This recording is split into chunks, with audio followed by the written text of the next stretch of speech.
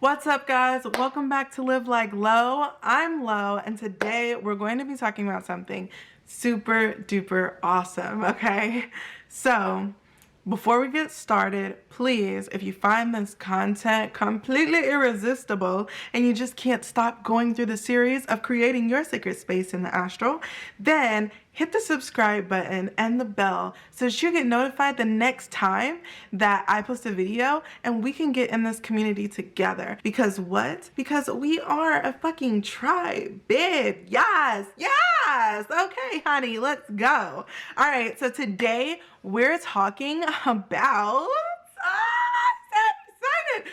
Today we're talking about how to set up an altar in your sacred space in the astral. So in the last two videos, this is going to be part 3. In the last two videos, we talked about 1, how to create a sacred space. 2, we talked about how to create doors in your sacred space. Specifically, and you know it, your akashic records door. So now we're at part 3, baby. We're going to create altars for our deities or whoever we wish to work with. Today I'm going to specifically be focusing on deities, but you can take this technique and use it for your ancestors or any other spirits that you work with that require an altar. Now let us begin. I'm so excited.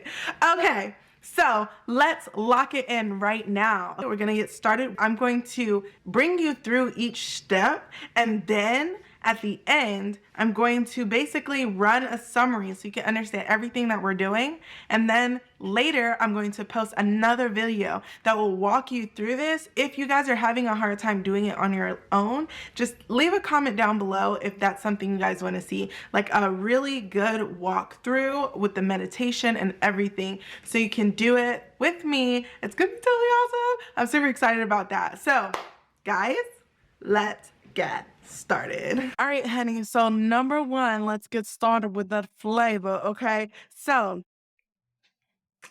the first thing that you need is the deity that you want to work with. So currently I'm going to use both Thoth as an example because he has an astral altar that I recently created for him to show me the exact steps for you guys to take in this video. Then I'm also going to give you examples from the altar that Yemaya and I created through my imagination, although she kind of created it herself and invited me to visualize it so that it was there already. So I'm going to tell you what the spaces look like and how you can create yours. I'm going to walk you step by step through this. So the very first thing you need is your deity. Who are they? What are they known for? What do they do? Okay. What are their favorite offerings? What are the animals? What are the colors? And you can take your time and write these down. Not everybody knows exactly all the little minute details of their deity, but it is important for this creation so that you can put the things that they like. For example, Thoth has an ibis. So I'm going to show you guys what that is. Hold on real quick. All right, guys. So I have the tools. All right. So Thoth has an ibis. This is what it looks like. This bird is actually extinct, but it was a very sought after bird in Egypt. It was a very respected bird because obviously Thoth's head is an ibis bird. Okay. So in Thoth's altar, I have these ibis running around, and I also have like a habitat for them. So it's good to know little canny things just to make it more at home for your deity. Okay. Now, the second thing that I recommend, this is for correspondences, guys. If you don't already have one of these and you're working with different deities, this book is really awesome. And it's an encyclopedia of spirits. Right now, I have marked Isis because I've been working with her lately, but I'll show you, like, it shows everything about them. You have your fables, you have favorite people, manifestations, economy, etc., etc. But you can also look this up online. I do suggest that if you guys are looking it up online, find multiple sources, multiple sources, honey. Okay. So make sure you're finding multiple sources so that you can cross-reference. Some things won't be mentioned in one place, but will be mentioned in the other about a deity. For example, In this book, it doesn't say that Thoth likes bread, but through a practitioner review of how he works with Thoth, Thoth deeply enjoys bread, and through the resources that he used, that was one of his favorite things to make. So, more recently, I have been making Thoth bread, and before that, I was doing a lot of studying as my offering to Thoth. So, know these things. What do they like to be offered?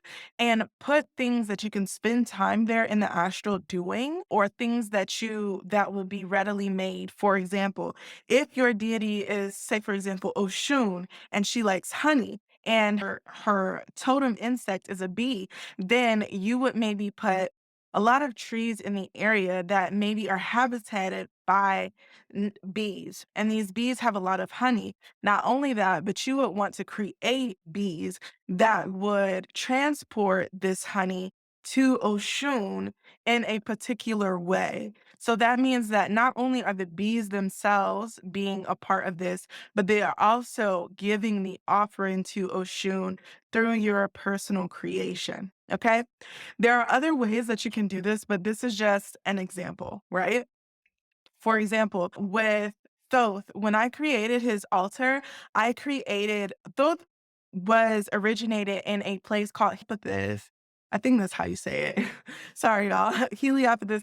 And I can't remember the Kemetic word for it. Sorry, guys. It was right on the tip of my tongue, but it's gone. So basically, in this place, he was created. So he really likes the idea of how it came about. And in later history, Heliopolis became the center for the Alexandrian library. So it's a lot of Greek and Egyptian architecture. So I recreated that in his altar.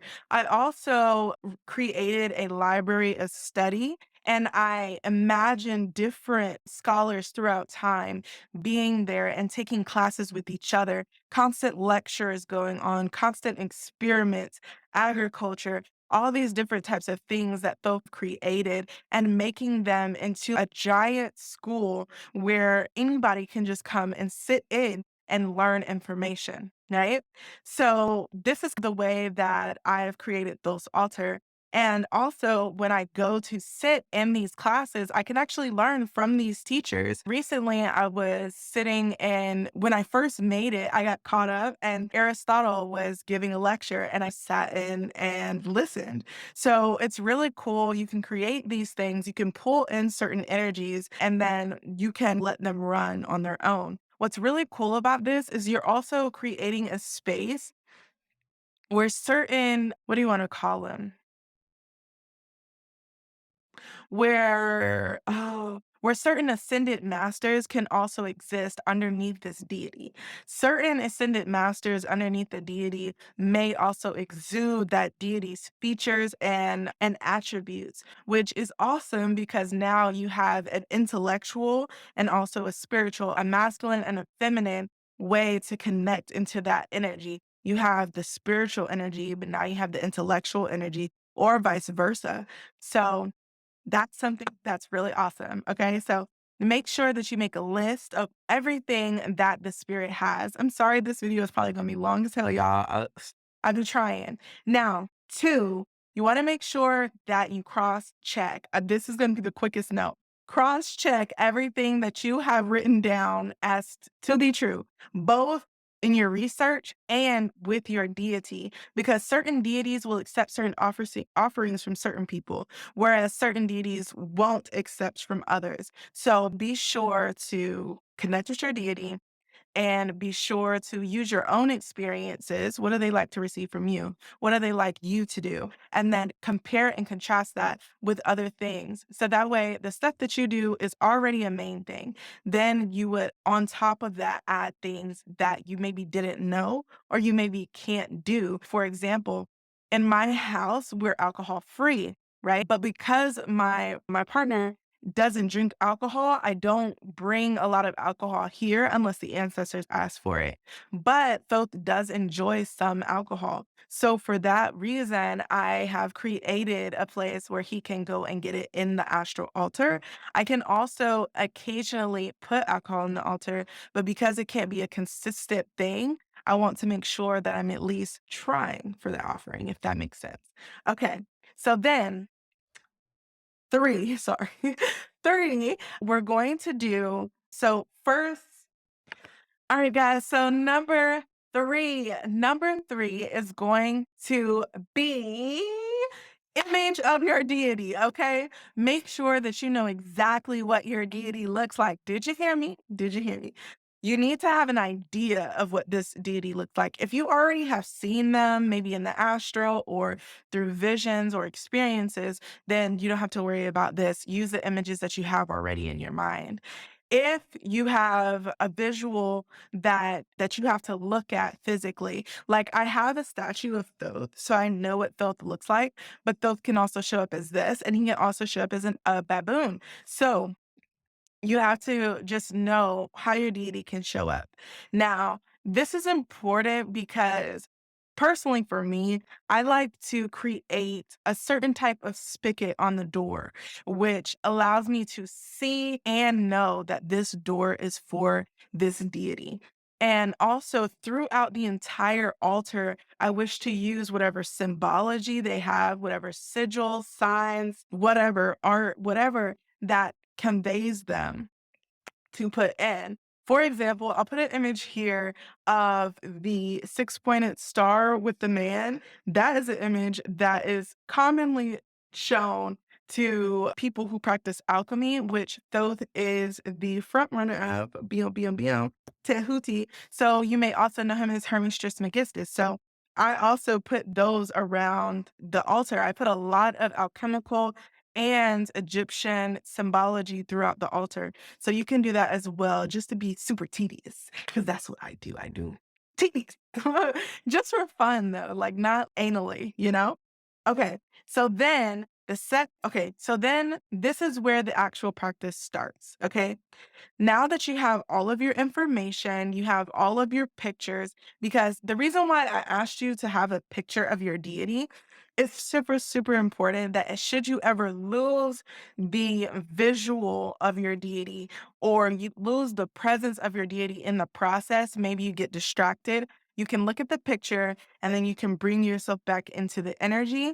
Or if you're trying to do something, you can open your eyes, look at it, fall back into the meditation, and create that image. So I hope that makes sense. In my altar, I made a huge statue of Thoth in the middle of the entire thing, in the middle of the entire altar. So it is known that is Thoth's altar, if that makes sense, or that is his space, that is where he reigned. That is the same type of thing, but it's just to honor them. So if there's anything that you want to create in that way, or you end up trying to create in the moment, that you have something to look at to help you along. Also, if there are any angels, archangels, or any other kind of helpful spirits that work with this energy, it's great to invite them into this space. Now, I would like to be careful and say, do not invite other deities into this space, only helpful spirits. So, for example, Thoth is also associated with Lord Sananda, which is the Jesus Christ kind of idea.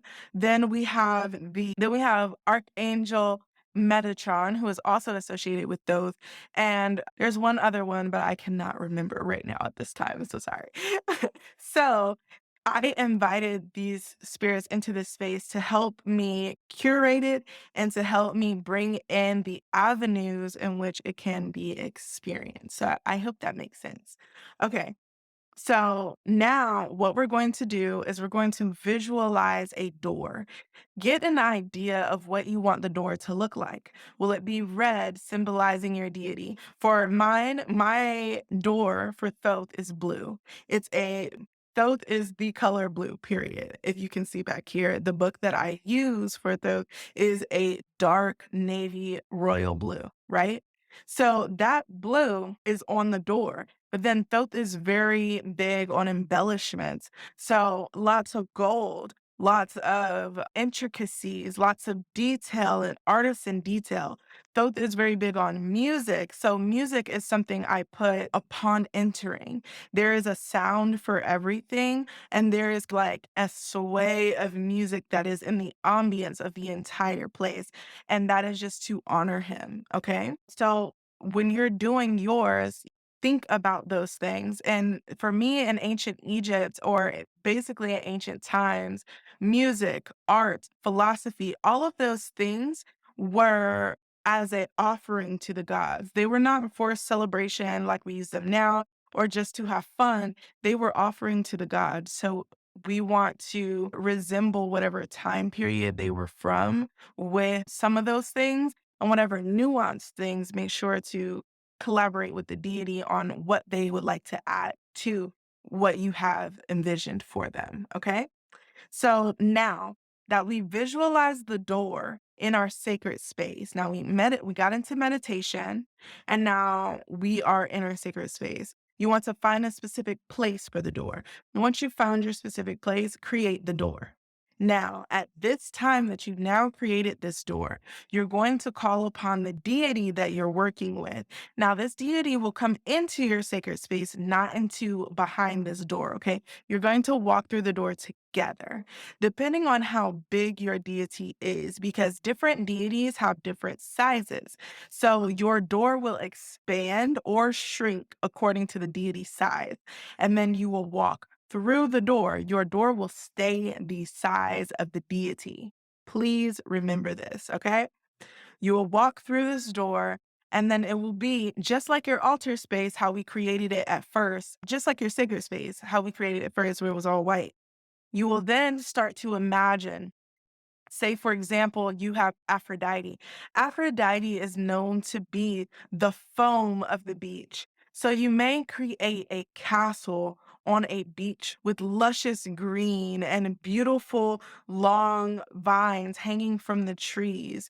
There's shrubs of her specific flowers and she shells all over the place, and translucidness throughout the palace. Instead of it being so hard and structured, it may be translucent, it may be iridescent, it may be indoor outdoor feel where there is no real doors. Everything is just walking through a temple, and it is open and airy for the energy to flow through. People, or people who may service her, may be around in her specific timely garb. She might have people with the white robe like they did back in Rome and Greece in their traditional wear. So whatever works for you, okay? Whatever works for that deity and whatever makes them feel comfortable. Because what you're doing is you're calling them from where they normally are into this space so that when you come visit them, they can be comfortable. Not only that, but they will be there when you say that you're coming, or just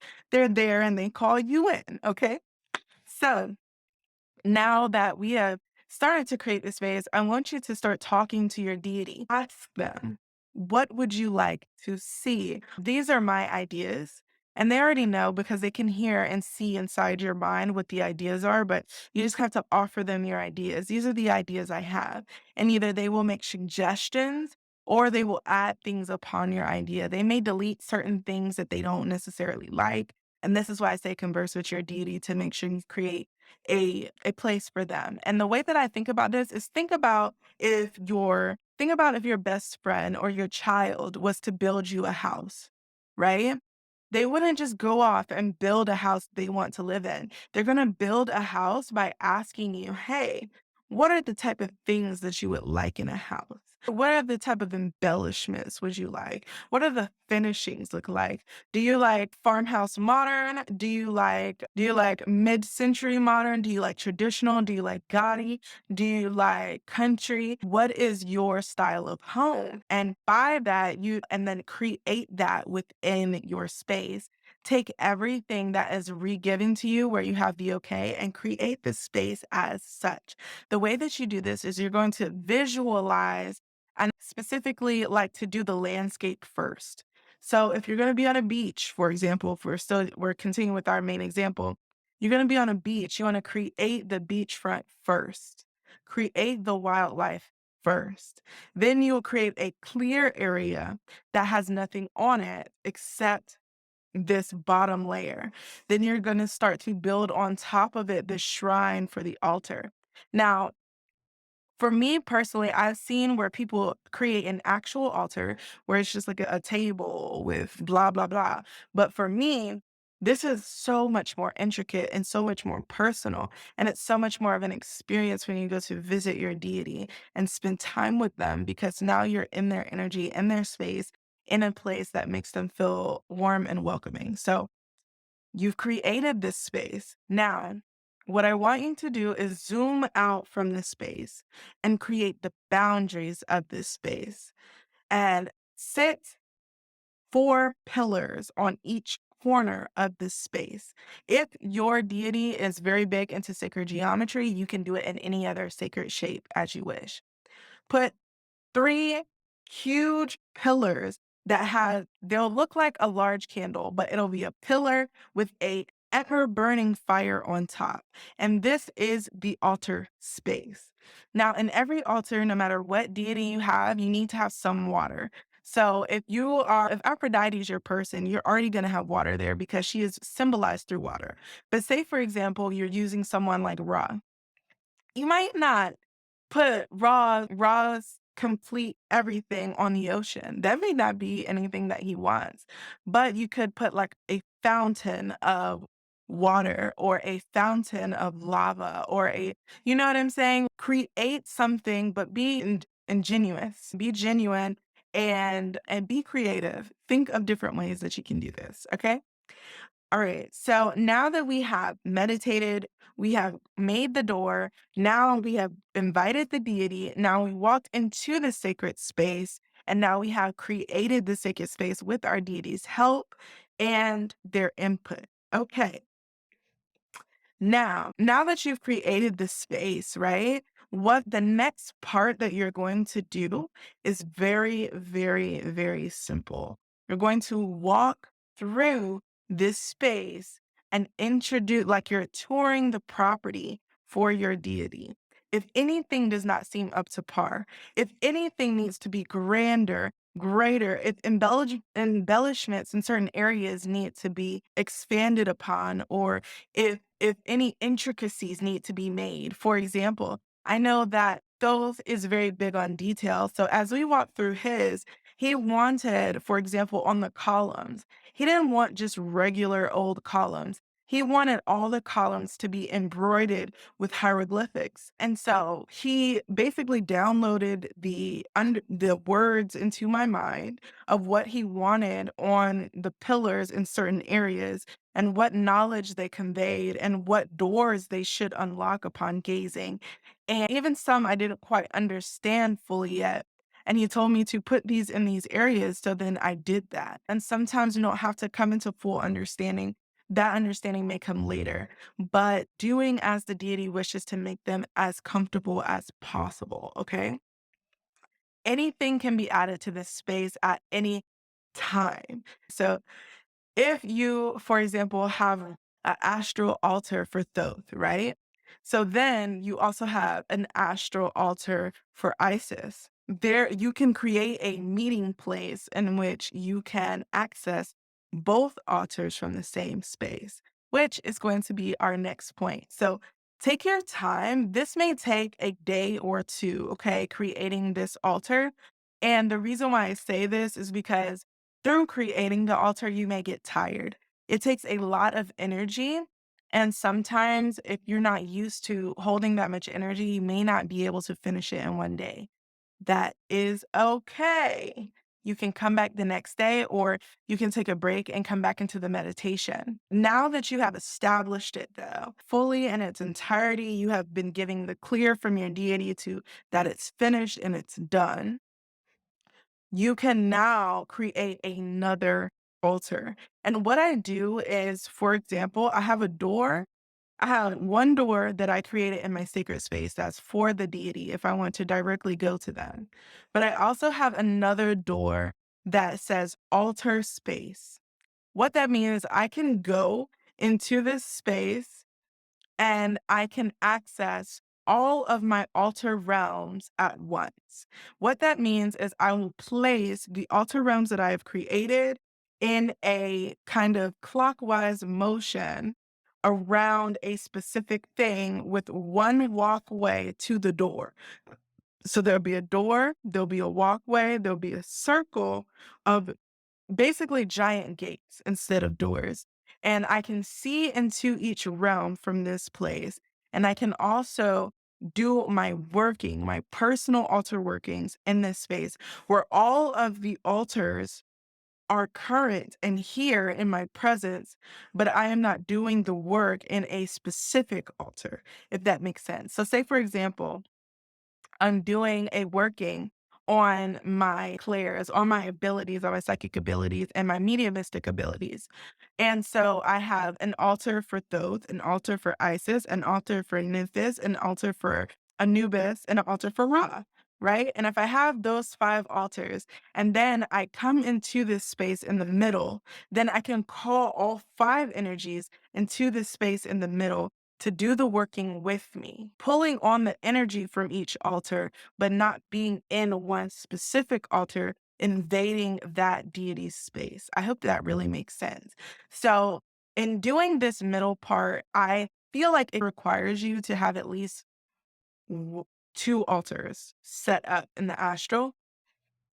Otherwise, you can pretty much work in your deity's altar. I only do this because I don't like to mix match unless the deities specifically say, let's do this working over here or let's do this working over there. So I hope that makes sense. Okay. What else should you know? Okay. This middle space can look however you wish. For me, it looks like a garden kind of, but I have it in a way that it looks very Egyptian. So it has, like, the hieroglyphics on the floor around the grass, and then I have some railing, and I have a lot of things and a lot of fire and a lot of embellishments that I specifically like, but I'm very, like, into kind of, like, the modern and the old clashing with the new type of ideas. So I usually incorporate that into my astral altars as well. So use your own aesthetic, invite whatever energies you like. If you like fairies, if you like gnomes, if you work with the fae, if you work with Jen, if you work with whomever, invite them into this space. This is your personal space where you would like to work with these energies often. Okay. So that is how you create an astral altar. Now, I want to allude to something that I'm super excited about. Now, in the next video, I'm going to teach you guys how to create an oracle book for each altar. And what's going to be so awesome about this is in your personal altar, you're going to create a master book. Okay. And I call this, I have one of my Akashic records and I call it what do I call it? I can't tell y'all the name apparently. I'm being told to shut up. But you can name your book something specific. This book will have all the knowledge. This is going to be your working grimoire for each deity. And then you will have one for your main altar in the middle that all of the information from each deity, all of your experiences, all of your spells, all of your rituals, all of your initiations will be downloaded into the all book in which you then can flip through. What's really awesome about this book is it also contains knowledge from your Akashic records. So should you want to access certain things from your Akashic records, you can access it from this book. This book is like a portal jumper. It will jump from place to place. Should you call on it, you can raise your hand like this and call for the book. It will come to you, and then you can open it and ask it a question. It will reveal the page, and you will have the information instantaneously. I hope that this helped. I also use the book as a directory. So if this is like super awesome and you want to know how to create your altar book, please come back, okay, for my next video where I will teach you guys how to create this book. Okay. And then how to tap into the next part of this journey. I hope that you have enjoyed this video, honey, because it was long as hell, but I needed you to get it with all the deets. I just feel like this is going to change your life, okay? This is going to change your practice, especially for my people who are closet witches. And this is the reason why I made this series was because for a long time I was a closet witch. I didn't tell anybody that I was practicing magic. I didn't tell anybody that I was a witch or a pagan or a sorceress or whatever I wanted to call myself at that time. And I didn't tell anybody. I was just doing it when nobody was looking. And so if this is you, this is a great way to set up to convene with your spirits, to convene and talk to them and do your magical workings in the astral. What's also really good about this is, say, for example, you wanted to do a spell. You can physically in the physical do the spell as you can in whatever space you're in and light a candle, but you can take the energy of that candle and create the actual working in your astral altar as big or as grand as you want. For example, if you are someone who practice ceremonial magic, but you can't practice that in your current situation, you can create a small version of that spell, burn all the papers that go with that spell. So if you draw a sigil, you can burn it. If you draw like a spell sigil and put the intention that it show up in the altar for the creating of the spell, and you burn it on the candle in which is supposed to push the spell out, then when you come back into your altar, you'll be able to work with that energy and send it out with the energy of your spell. I hope that made sense. I tried. Okay. So this is the end of the video, guys. I hope that you received a lot of information. I hope you took notes. And if you didn't, you better scroll that motherfucker back, you heard me, so that you can get every single thing that you need to go forward and just fucking max that game. You heard me? So, a quick update. I am now starting to promote the Grove, okay? So you guys are gonna start hearing about this a lot and a lot more. And basically, this is going to be a place where you can receive all of the knowledge that I'm giving away here on YouTube for free, and some of the things that are just too personal or too for YouTube, okay? And we can do them together in this community. I want it to be like a coven. Which is basically just a group of witches or a group of pagans or a group of spiritualists who work together in certain works or learn together and share experiences. And I think that this would be amazing. So if you would like to join this, if you think this would be an awesome, cool idea, and I eventually want to have a physical location where we can all link up, have like an amazing time, and y'all can come and take classes, do meditations, and super cool stuff. So, in the near future, I will be starting a campaign so that we can create this together and we can all join this community and do some really cool fucking shit. You heard me? So, until then, I want to leave you in the love and the light of the greater I am. Whether you are on the left or the right hand path or somewhere sneakily in the middle, honey. May the light guide you and take you to your greatest origin. Meet the things that you need to meet, accomplish the things that you need to accomplish, and stop fucking past everything that you've ever been through because you deserve it. You deserve everything that's coming for you, everything that you wish to happen, all of your goals being fully manifested in the physical because you are truly amazing. And I see you thriving, honey, with all of that damn flavor. And you better go goddamn get it. I love you so much. May the greater divine be with you, over you, and through you, honey. I'll see you on the next one. Bye.